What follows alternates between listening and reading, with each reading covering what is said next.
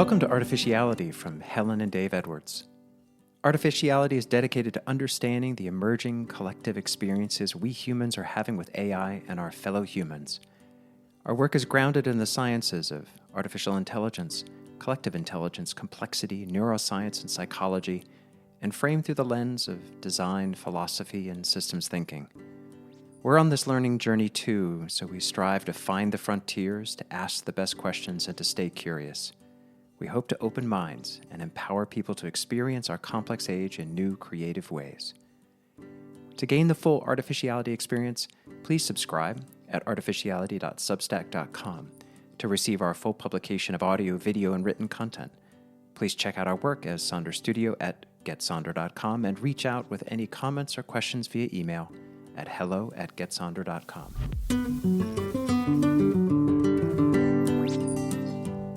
If you've read our show notes, you'll know our music was written and performed by Jonathan Coulton. I've known Jonathan for more than 30 years, dating back to when we sang together in college, but that's a story for another day, or perhaps never. Jonathan spent his first decade post-college as a software coder, and then through a bit of happenstance and throwing care to the wind, he transitioned to music. In the mid-2000s, he blazed a trail of creating his own career on the internet, without a label or any of the support that musicians normally have. While he was pushing out a new song each week as part of his Thing a Week project, he became known as the Internet Music Business Guy since he had successfully used the internet to build his career and a dedicated fan base. He has since released several albums, toured plenty, and launched an annual cruise for his fans.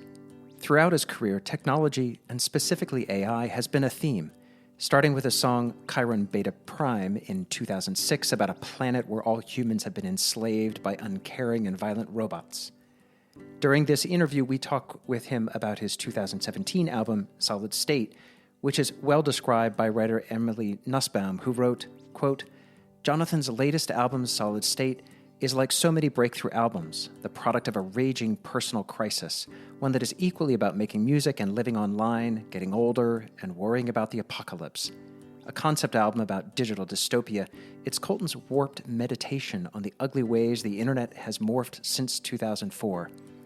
At the same time, it's a musical homage to his earliest Pink Floyd fandom, a rock opera about artificial intelligence.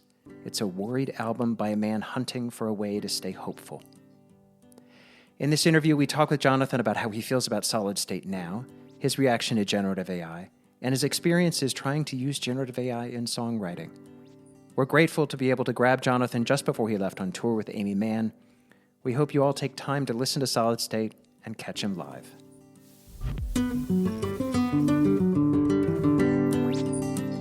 Jonathan, thank you so much for joining us on Artificiality. Yeah, thank you so much for having me. It's a great pleasure.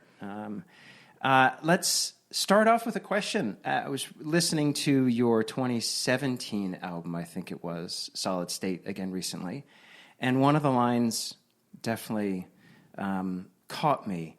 I think it was, what if Kurzweil doesn't make it? What if all the switches get stuck on destroy?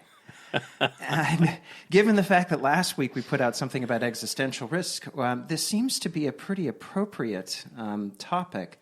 And I'm wondering, what were you thinking when you wrote that line, and has it changed your thought of the meaning today with all of the craziness about AI? In some ways, it hasn't changed, because I think what I was trying to express there is a kind of ambivalence. You know, I'm a creative person. I'm also a technology enthusiast. I have always loved thinking about the future and how computers are going to save us / destroy us. I just find the whole topic fascinating, and the march of technological progress and the way it affects our culture and the way we think about ourselves. It's always on my mind. And so when I wrote that song is about, it's sort of a science fiction song. It's a guy living in the future in a sort of safe encampment, a city, but presumably outside the walls of the city, the world has been destroyed in some way. But inside the city, it's safe. It's run by machines. Everything is predictable. All of your human needs are taken care of. But this guy starts to wonder what's outside the wall and starts to sort of fantasize about what if all of this technology that is keeping us safe / isolated were to fall apart? Would that be good or would that be bad? And, Kurzweil for me is a big question mark. If you read any Kurzweil, you may have the same experience that I did, which is like, this doesn't seem possible, but it also doesn't seem avoidable. And I'm not sure where to go with that feeling. And so I do think often of Kurzweil, who is, of course, trying to keep his body alive long enough that he can upload his consciousness into some sort of digital form and thus live forever, which is everybody's goal. But I think it's important to check in. How's he doing? Is he is he going to make it? And if he doesn't make it, what does that mean? If his predictions turn out to be wrong, where does that leave us? So I don't know. I don't know if that really answers your question, but it's that state of ambivalence of sort of wondering where we are and how it's going to end that I was getting at with that song. And I still feel that way. Obviously, things have changed a lot technologically since 2017, but I still feel that tension. Do you feel like you have any better answers to the questions, or do you have new questions you'd like to ask? I don't think I have any better answers. The recent explosion of progress in the AI field has been really thrilling to me, because it does. I try very hard not to anthropomorphize, and I try very hard not to let my enthusiasm and my desire for a thing to be true to get in the way of my perception of this thing. But that said, when I use some of these new tools, I am, like many people, struck by a kind of eeriness, a sort of creepy feeling that it's not a machine, that it's not an algorithm, that it's something else, something larger. I don't know if that is true. But I guess in some ways, in 2017, it seemed a lot further away. I would not have guessed in 2017 that we would be here where we are by 2023. Yeah, I think that's fair. I think that plenty of people saw sort of this future, but I think the timeline seems more compressed. It's very, hard to predict exactly how these things sort of unfold. One of the things that sort of shifted for me, and it's landed for me a bit more hearing you talk about the sort of sense of ambivalence, is we need to that AI, thinking about AI right now, whether it's good, whether it's bad, when it's good, when it's bad, it's a little bit like that multi-stability illusion of a vase. You see either two faces or a vase, and you can't. You can sort of see them both at once, but you can't really. You've got to kind of focus on one or the other, but they're both there. And that's what this feels like. It's infinite harm and infinite good, infinite bad. Either ends of the spectrum at both the same time. And that's what's actually quite hard to conceptualize. And on one, tactically, you can always argue one side or the other. You could say, these are incredible creative tools. Yep. These are incredibly destructive for creatives. Yep. It's both of them, and it's trying to figure out how many layers below you need to go and how much time needs to elapse before we discover the circumstances under which it is a really great creative tool versus part of the destruction of how and the reforming of how we conceptualize what creativity is. What's been your experience when you think about using these tools for creating things? It's been it's been a little frustrating, I will say. Because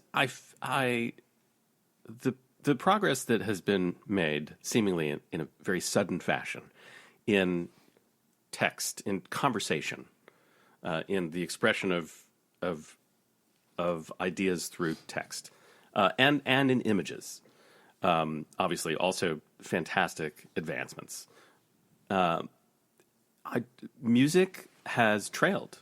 I mean, from my perspective, it's hard to find the same. You look at you have a conversation with ChatGPT, and you're like, "Wow! If I'm not careful, I will forget that this is an algorithm. This sounds like a person. It feels like a person that I'm talking to. Maybe it's a boring person. Maybe it's a boring person who doesn't have super creative ideas, but it feels like a person. It's a person that always has a last paragraph for you. Yeah, to sum up. In conclusion. In summary. Remember to take into account differing views. Yeah, that's right. That's right. And then if you look at image generation, you see a simulated photo and of a completely made up person. And again, you have that feeling like if I were not careful, I would be fooled by this. And then when you listen to music that has been generated by an AI, you're like, this is garbage. I mean, I hear how this sounds kind of like a thing, but it's still in this monstrous uncanny valley territory. And so, I'm kind of excited to have compositional tools that are on the level of ChatGPT and some of these image generation tools. And we're not there yet, but I'd be very excited to play with them if they were as I don't know, if they felt as close to human as some of these other areas do. And they don't quite. The same is true for lyrics. If I have many times gone into ChatGPT and said, asked for help with a metaphor or generate some lyrics for me. And, as you were saying, Helen, there seems to be, I'm fascinated with how it works. There clearly are several layers between you and what ChatGPT wants to tell you, right? When you ask for a song, it'll generate lyrics, but it's clearly, there's some kind of template being imposed upon it. I have noticed that every time it goes to the chorus starts, "Oh, title of the song." Almost every time, which is one of the worst ways to approach a chorus. I mean, it's like if you're a bard from the 15th century, maybe that makes sense. But that's not how anybody writes songs anymore. So I'm not sure why that's in there, but it's like that way. It's like that every time. You need to write a song that's got something like where it starts, where the first word of the title of the song is Canada. Yeah, I would not be surprised if what came out was a copy of "Oh Canada." And so, I'm excited to collaborate with these things, but they're not quite there yet in the world of poetry. Which is that's the missing element in the lyrics, is this sort of like connections, making connections through these subterranean realms of meaning. That's what happens when you have a good lyric, right? Is you feel it hit you. It's like a punchline of a joke. That's not there yet.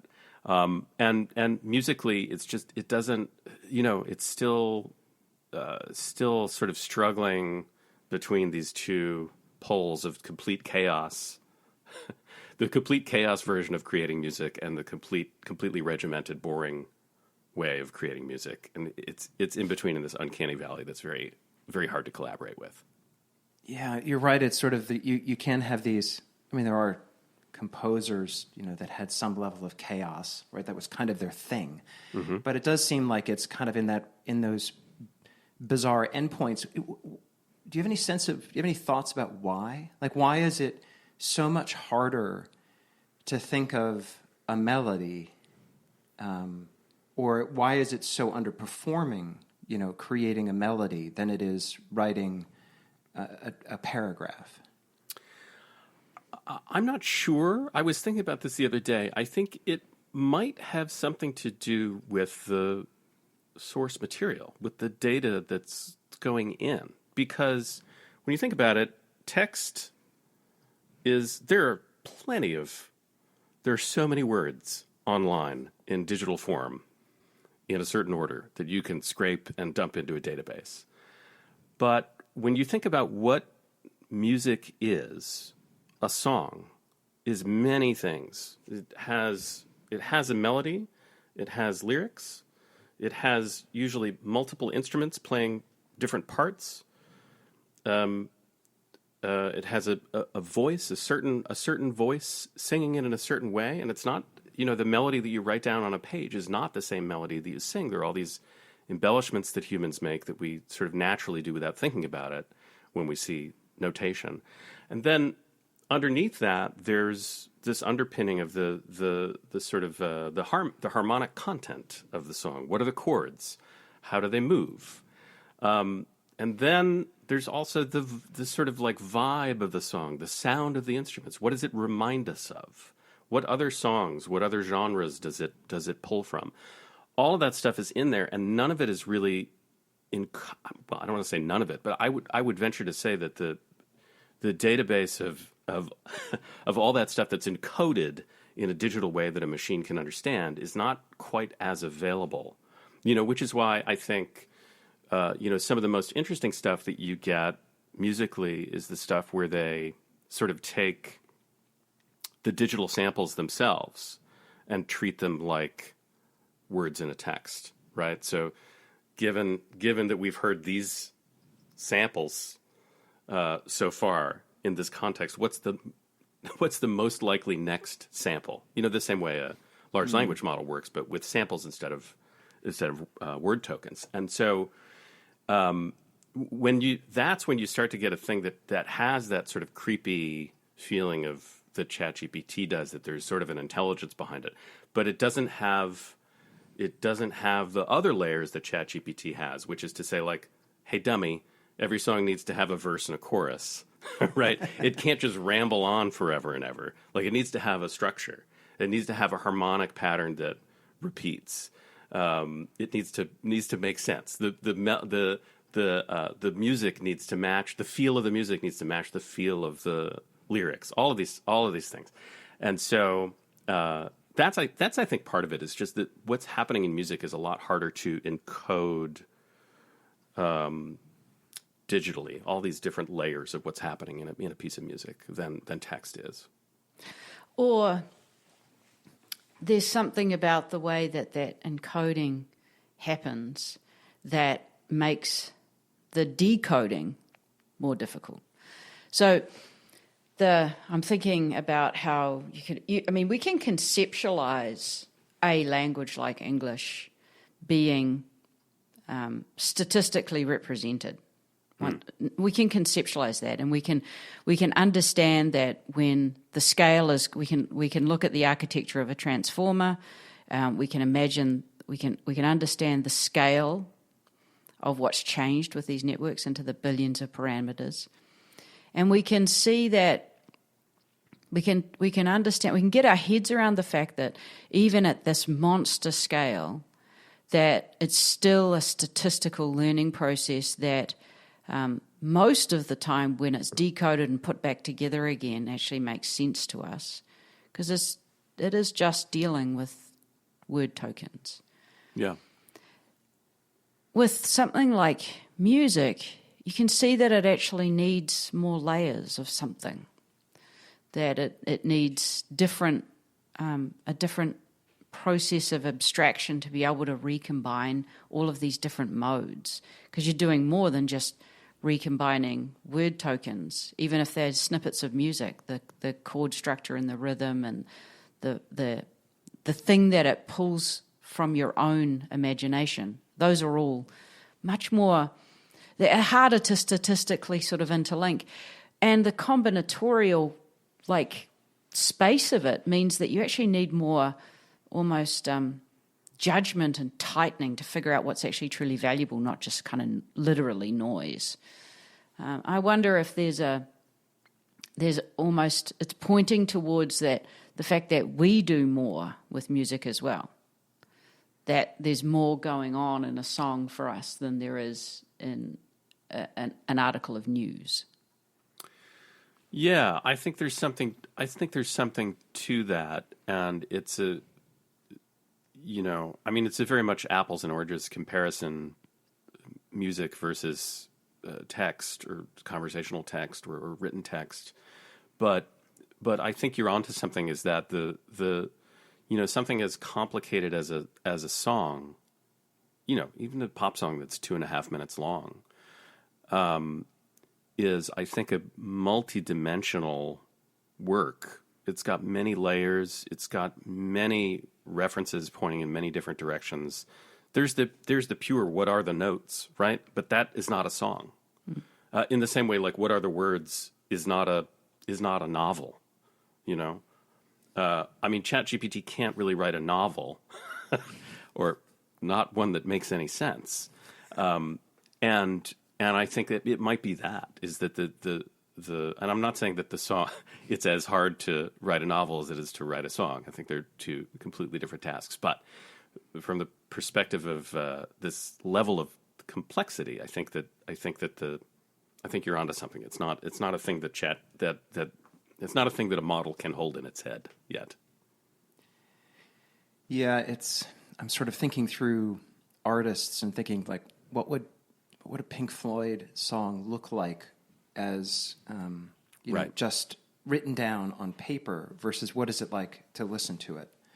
And there's something that is profoundly different. There's also something interesting that you talk about a voice. I mean, there's sort of the voice of the lyrics and the voice, like, as you would say, a voice of a poet. But then there's also the voice as in whoever's performing. Mm-hmm. And that can create a totally different emotional feeling. And I'm gonna have a short-term memory issue that I'm gonna admit here. Like, I can listen to Fast Car by Tracy Chapman, and I have a totally different experience than whoever it is who's made Fast Car really popular again. Yes, right. There's a new version of it. There's a new version of it, which I just kind of skip past because I'm like, it doesn't have the same emotive feeling.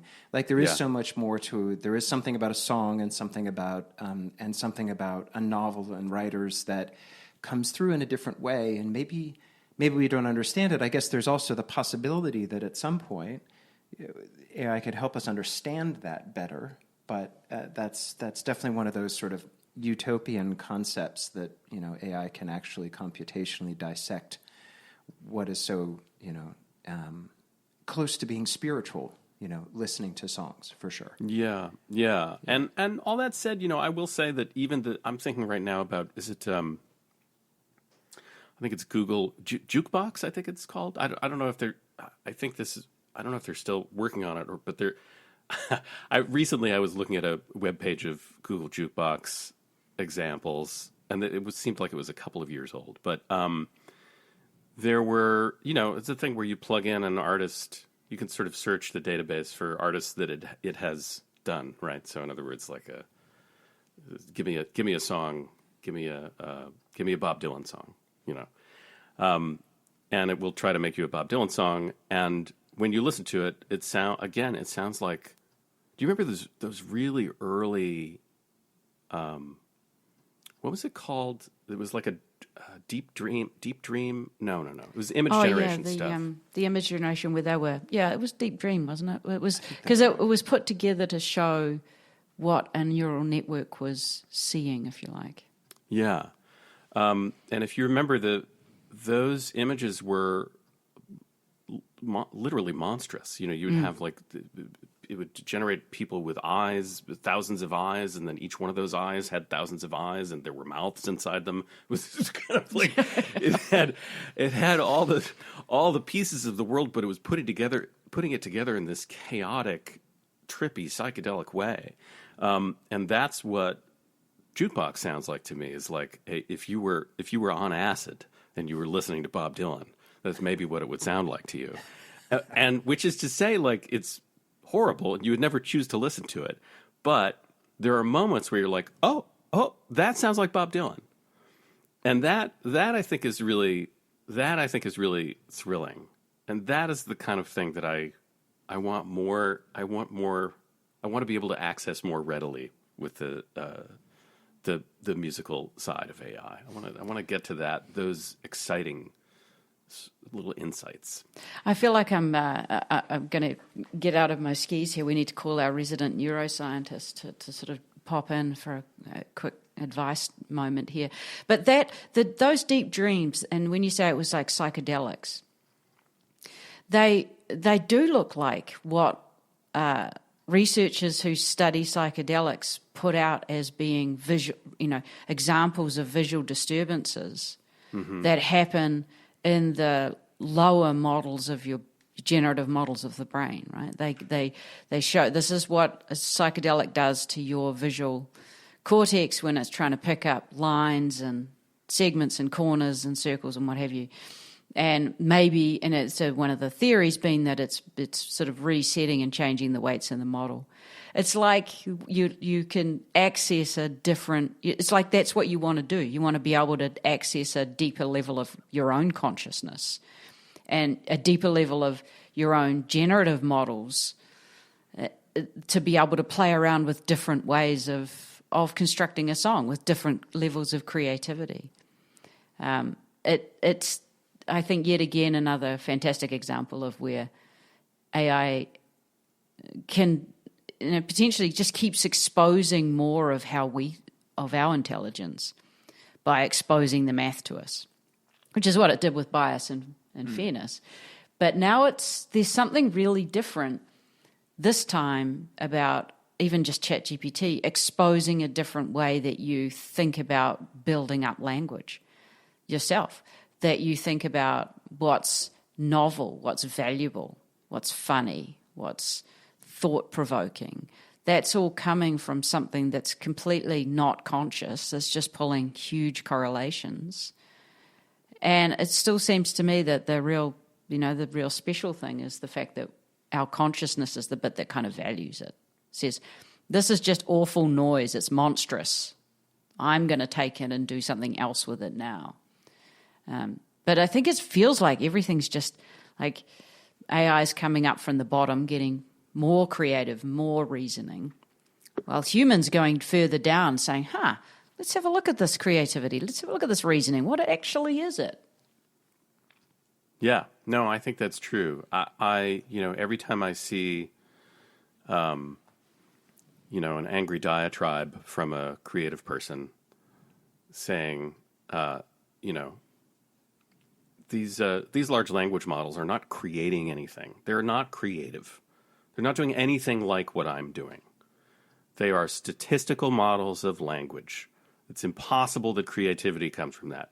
And in the back of my head, and this is going to make me sound ignorant to some people who know what they're talking about, but in the back of my head, what I always say is like, how do I know that I'm not just a very complicated large language model? How do I know? Maybe you just haven't caught up yet. Yeah, yeah, maybe. So I'm struck by a question. Have you considered incorporating AI into production? I'm thinking of the loop machine that you bring out on stage. Like you've had an ability to incorporate technology in your production and on stage. Yeah. You've written obviously this concept album that was all about technology and, as you say, the ambivalence over it. But I wonder whether you've considered actually having a song, exchanging stanzas, or like, is there anything there that sparks your interest, or am I completely like, is that a terrible idea, and that's why I'm not a performer and musician? No, it's not. It's not a terrible idea. I love playing with technology in music, especially technology that I don't fully know how to use. If I turned my camera 30 degrees to the left here, you would see a device that has a crazy amount of knobs and plugs and switches, and it is. I don't really know how to use it, but it is this.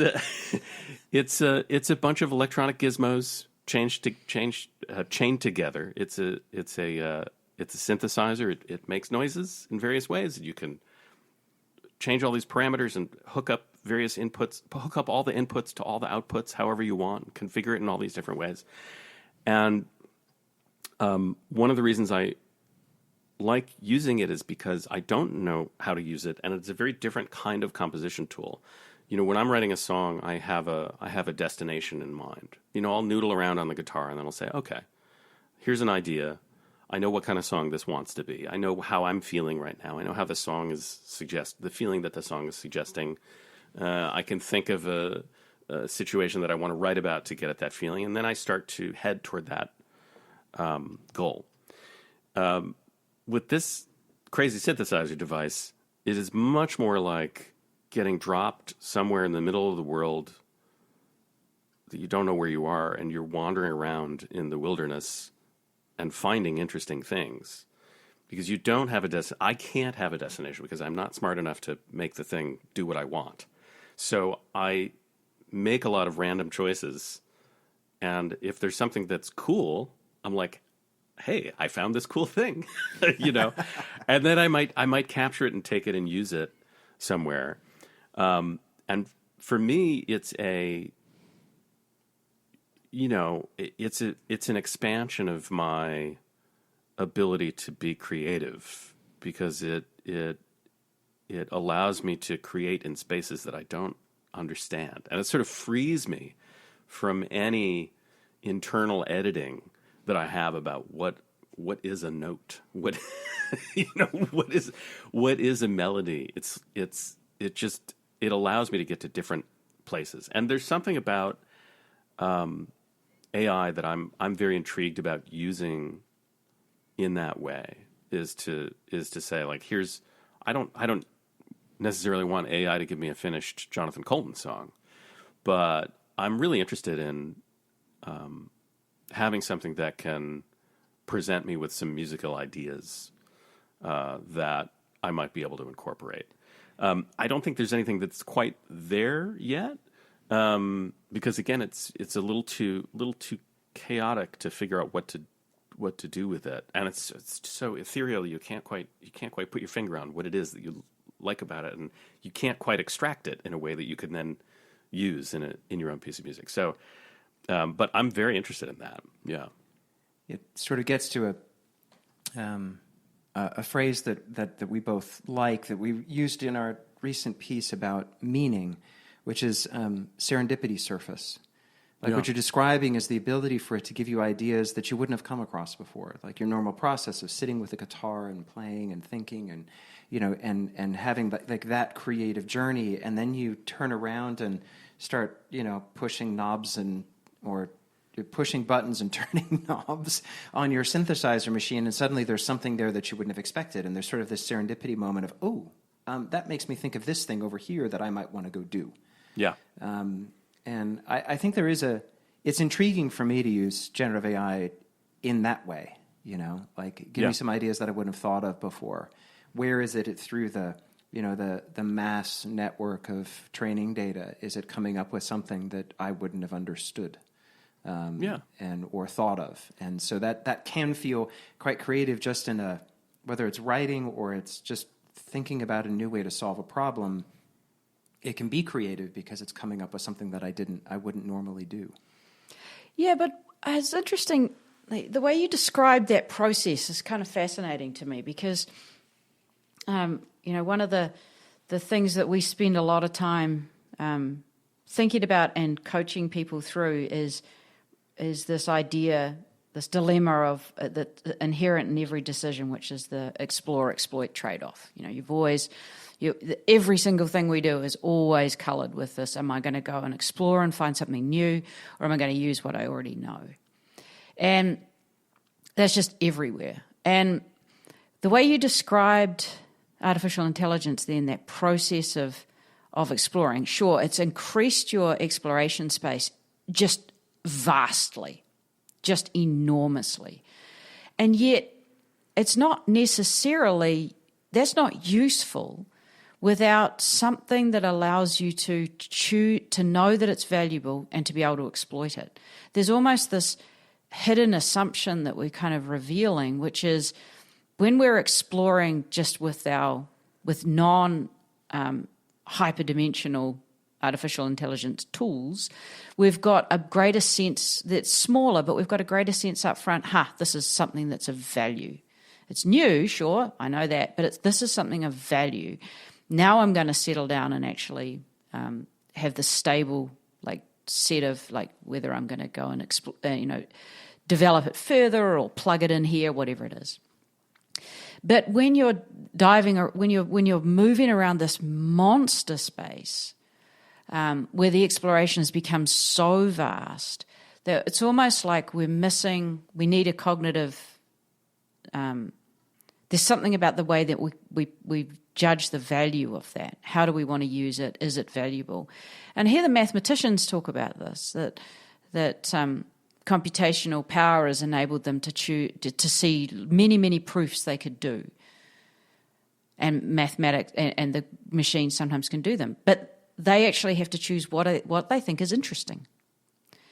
And that's a judgment, that's a value judgment, and that's part of being a creative problem solver, is saying, that's the thing that I want to pick up and move from. But a number of times you've said it's chaotic, it's noisy, there's nothing that tells me that there's anything I can actually do with it. It's kind of interesting, but it's not actually very useful to me yet. And I'm wondering about how that ends up changing as these tools develop, or whether that just fine-tunes the human side of this, which is the skill is knowing how to take that and how to incorporate this machine idea. Yeah, and I mean it reminds me of collaborating with another human on the songwriting process, which is that same feeling of an idea that you wouldn't have otherwise come up with. I'll if I'm collaborating with another songwriter, I'll have a snippet of an idea. I might not even have words. It's not a complete verse. It's not a complete chorus, or maybe it is. I don't know. I send it to somebody, and it strikes them in a certain way, and they do their own version of that processing of deciding what in there is valuable. What do they like? What do they not like? We have completely different aesthetics. And so something that I leave in there because it's my habit, or it's because it reminds me of something that I listened to when I was a kid, they don't have that same attractor in their creative space. So they discard it and they replace it with their own thing. And then they send it back to me. And then I go through that process. And, we have these two minds working on this thing from two different perspectives, doing that same filtering process. What is valuable in here, and what can I exploit? And also, what is the new noise that is coming to me that I would not have heard before? So I think it's a good model in general for collaboration. And I think that, as you said, it's that aspect of it that is still a little bit missing in the tools for music, that I don't feel like I haven't been able to collaborate with an AI yet. Yeah, well, I think text is, you can see that text is, that what's really needed is a way to collaborate with others as well, with other humans. That's the dimension that's missing in text. If music is a little bit further back even from that. So you've done a lot of different forms of music, performing live, writing songs, putting out albums, working on video games, soundtracks for magazines. Yeah. Soundtrack for podcasts. Soundtracks for podcasts, clearly. Your most famous work for the podcast Artificiality. Are there any forms of music that you think are most interesting to apply AI to? Whether that's press a button, give me a song, or give me a soundtrack, or give me a loop, or if it's just using it within some sort of creative process. Is there anything of all the different forms you've worked on where you're like, ooh, this is where this new box of gizmos is something that I'm going to want to use it for? There are two that occur to me right away. One is songwriting, and we've been talking about this a little bit, but to have a collaboration agent that I can, just as I was just describing, to have an idea, send it to this agent, and this agent gives me, ChatGPT gives me 10 ideas for where the song could go. And I pick the one that I like, and I modify it in my way, and I work on it a little further, and then if I need some more inspiration, I send it back. That's a very exciting possibility. The other is, live music is such a different beast from writing a song. A song is a very intentional thing. And when you're writing it, at least when I'm writing a song, it is this tension between these two poles, this chaos and this order. Like I want it to have a certain intelligible structure at the end, but I also want it to have an element of freedom. I don't want it to sound exactly like another thing. So it's that tension that drives the process. When you're performing live, it's a much more immediate thing that you're doing. And so the song that I'm singing and the feeling that I'm having as I'm moving through a live performance of a song has so much more to do with, where my head is at that moment, or how the audience is responding to me, or how it sounds in the room, or, do I feel confident? Do I feel scared? Do I feel sad? Do I feel excited? And if there are other musicians on stage with me, is one of them going a little too fast because they're having a little bit too much fun with the song? Yes, it's my drummer.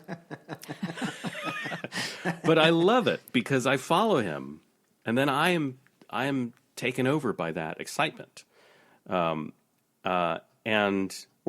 Somebody, I'll forget how the second verse starts, and the band knows to just keep going until I figure out what I'm doing. And they might decide to, as we say in the music business, to take it down, to make it quiet and strip it away, because now I'm talking about how I forgot the second verse, and it becomes a little funny moment. Then I say, "Here it is," and the band comes back up, and we play. So it's that responsive, sort of spontaneous. I don't want to call it composition, but a sort of performative thing that I think would be exciting to have an AI. Again, like these are all things that you could do with people. So it's monstrous that I'm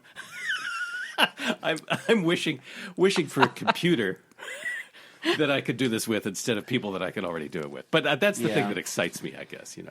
Yeah, well, that makes sense. All right, so I'm going to shift. So since you talked about collaborating, like I could see how you'd say, all right, AI, you're now going to play Bob Dylan, and I'm going to send you a song, and you're going to rewrite it and send it back to me.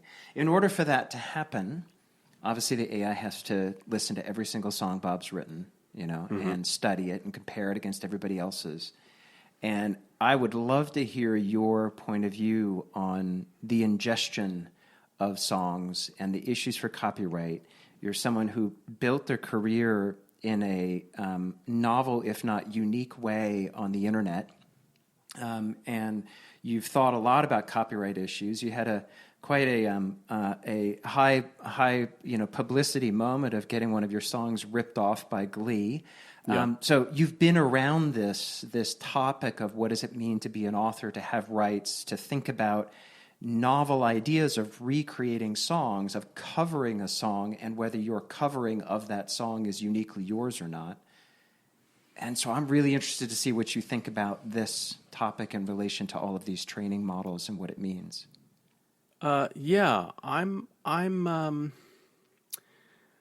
My position on this stuff is not always popular with other creatives.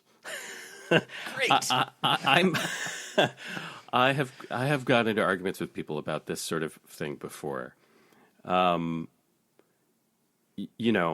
part of it is the tension between me as an artist and me as a technology enthusiast. But I think, I think that there's so many things that come up when I think about this. But first and foremost, the extent to which, let's just focus on text for now. The extent to which ChatGPT is stealing from other people's text depends on how different ChatGPT's process is from our own process.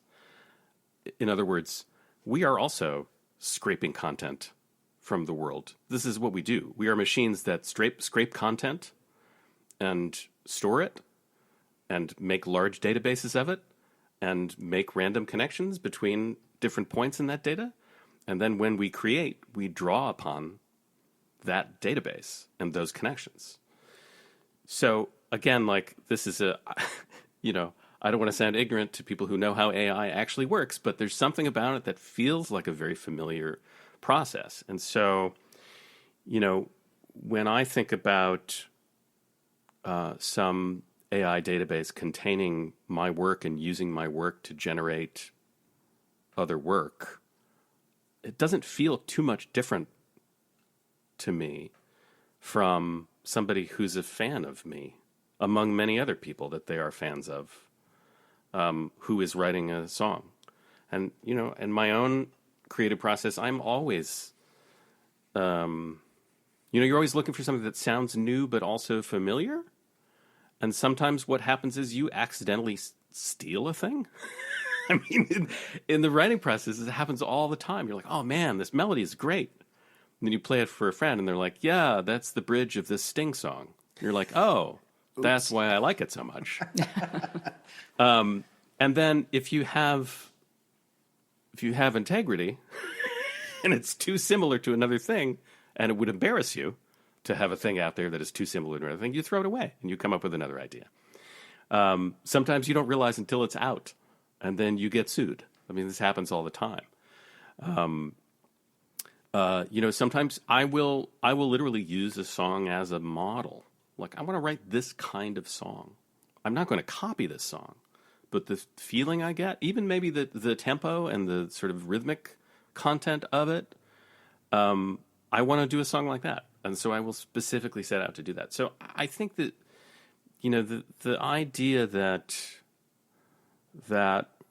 what AI is doing when it's mining a database of content like this, the idea that is a copyright violation, I think really calls into question what are any of us doing when we're creating something. So I'm a little more flexible about it, and this is distinct from my own personal preference that I don't want my career to disappear. I don't want to be replaced by a machine because I like doing this and making a living this way. And, I feel bad for all the scribes who lost their jobs when the printing press came out. And I will feel bad for all the musicians whose jobs go away if AI is suddenly able to just pump out endless Taylor Swift albums that people like more than Taylor Swift. But I don't know. At the same time, from a purely copyright perspective and from my own sense of what is fair and what I do as a creative person and what these AIs do, it doesn't really feel like a violation in the way that a lot of people describe it. So what would it take for? Say someone goes in and there's an AI that essentially can mimic you perfectly, and someone says, I want to combine Jonathan Coulton with my style, and they load up their style and they come up with something that becomes something that people like. What would it take for that person? Where does the integrity lie? Does it lie with that person, or does it lie somewhere with the model? You're describing that because you said if the person had integrity, then yeah. I don't know. It's a little. There are a lot of gray areas in that question, and my own version of integrity, my own desire to not be similar to some other song or some other artist is maybe that dial is at a different setting for me than it is for other people. And I many years ago I was asked to speak on a panel about copyright law and file sharing. This is like back in the early Napster days when I used to get invitations for that sort of thing. And I was with a couple of musicians, and one of them was a guy from the band Negative Land. And people were saying, somebody asked the question like, well, but what do you think about this file sharing? If somebody can get your music for free, how are you going to make a living? And if you're not familiar with Negative Land, I mean, there's sort of an art band, and they sort of explore this space of intellectual property and what is theft. And I was talking to this guy after, and he has his thing about art is like, art is out there. It's meant to be used and remixed. There's no such thing as stealing. It's all art. Forget about it, And his answer to that question about how are you going to make a living, is still with me. I think about it often. He said, as a musician, it's only been possible to make a living this way for a very small slice of recent human history. The only reason that we can sell music is that we have recording technology. Before that, we didn't have any way of selling music. And so the idea that this career is going to be possible forever is just absurd.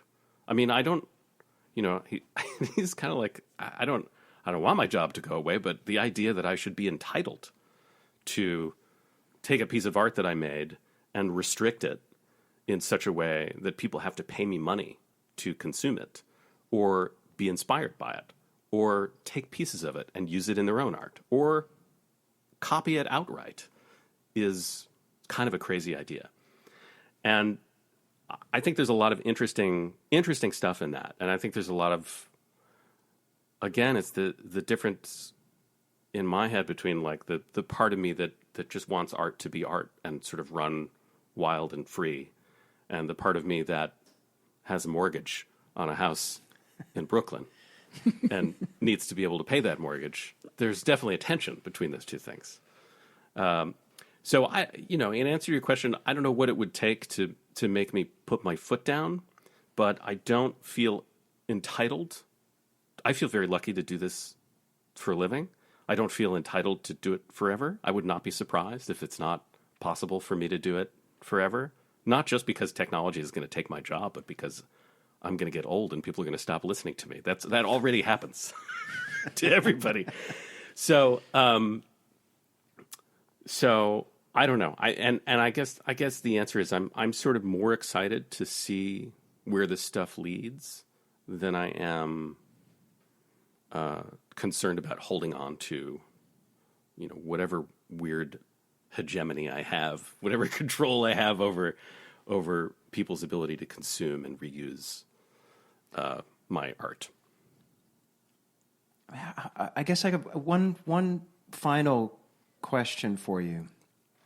If you, this is going to tap into what you were saying is we're all getting older, but I'm going to ask you sort of for some advice for people who are starting out. So people who don't have a catalog of what it means to be Jonathan Coulton, who don't have a voice yet, who don't have a career, who haven't been able to even make the down payment on a house, and who are pursuing the creative arts generally, maybe music in particular if you want to restrain to that. But I'm curious how you advise younger people who are trying to build a life doing something creative, how to approach their work with this new technology. Yeah, that's a heavy one. I mean, I should first say that I was once on the cutting edge of how to build a music career online, very briefly. Brief shining moment in perhaps 2005. But I have since become afraid of the newer social media platforms. I don't understand TikTok. I'm never going to go on TikTok. So I feel a little bit out of the loop on some of this stuff, but I think you're actually just too young for TikTok. Yeah, because you've seen all the grandmas and grandpas that are just rocking it out on TikTok. Yeah, you're right. I'm in the bell curve where you're I in can't, the bell I can't curve go exactly. in. The bottom where it's inverted bell curve. Inverted bell curve. You'll come back to it though. Yeah, when you don't feel like anyone wants to listen to you on stage anymore, you'll suddenly have a resurgence as a TikTok artist. But I will say that I think that when you're first starting out, it's important to. This is a couple of things that are important to do. It is important to just create over and over again, and as best you can, don't worry about whether it's good, whether it's going to be popular, whether it's going to sell, whether it's going to get the attention of this or that particular person or entity. Just make things over and over again, and you will get better. It's a thing that you can practice, and you practice it by doing it. I would say, as far as technology, embrace it. I mean, there's so many tools available for you to use now that didn't used to be there. Not just the standard like home recording stuff, but all these really interesting plugins for digital music software that let you transform audio in different ways. And as they come online, these AI tools that no doubt will show up. There will be a plugin in Pro Tools where you can say, finish this melody for me. I would say don't be afraid of it. Go into it and make that a part of your craft. Learn to use these tools the same way you learn to play your instrument, because they're a part of technology is a part of making music, no matter what kind of music you make. Technology in its broadest definition, to be sure, but it's there. And then I would say, collaborate, mix and mingle with other creatives who are like you, who are not like you, who are doing the same kind of work that you are doing, who are doing work in a completely different field. Consume and scrape the data and put it into your database and make random connections and see what comes out. I can't promise that you're going to make a living this way, and if you do, probably your job is going to go away in the next 10 years. But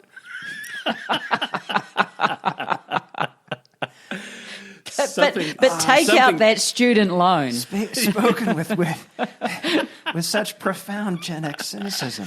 I mean, something exciting is going to happen, and I'm glad to be where I am. I think it's a great wave to surf. So, are you going to, freeze your body and upload your brain and hope for some sort of extended machine consciousness? Like, are you going to go through the universe in the future?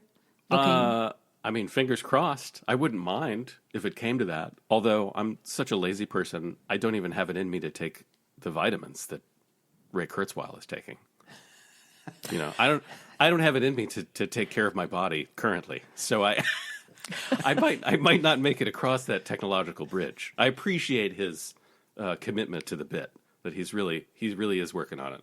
He's very actively pursuing cutting edge physical health stuff in a way that I'm way too lazy to do. I'm probably going to go eat a cheeseburger for lunch.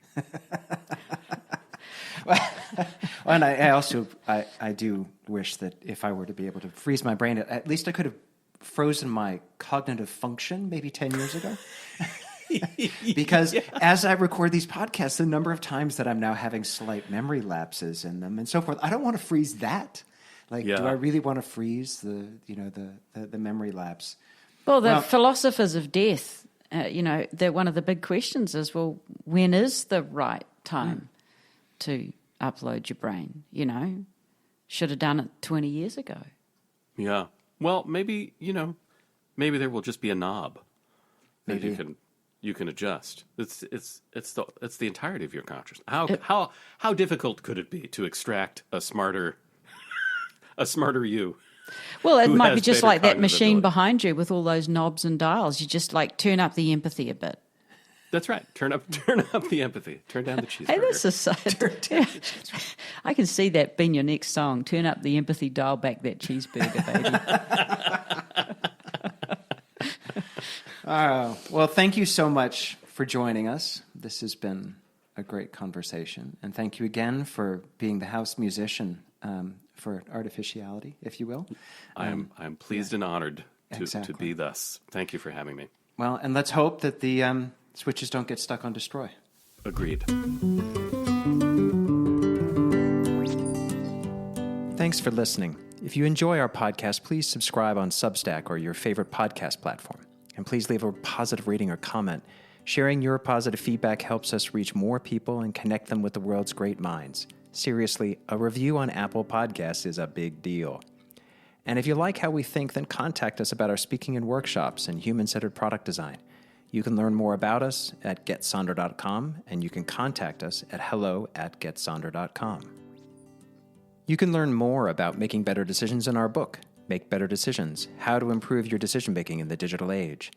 The book is an essential guide to practicing the cognitive skills needed for making better decisions in the age of data, algorithms, and AI.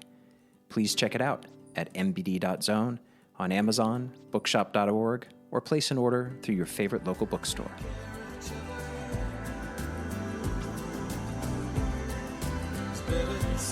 Stay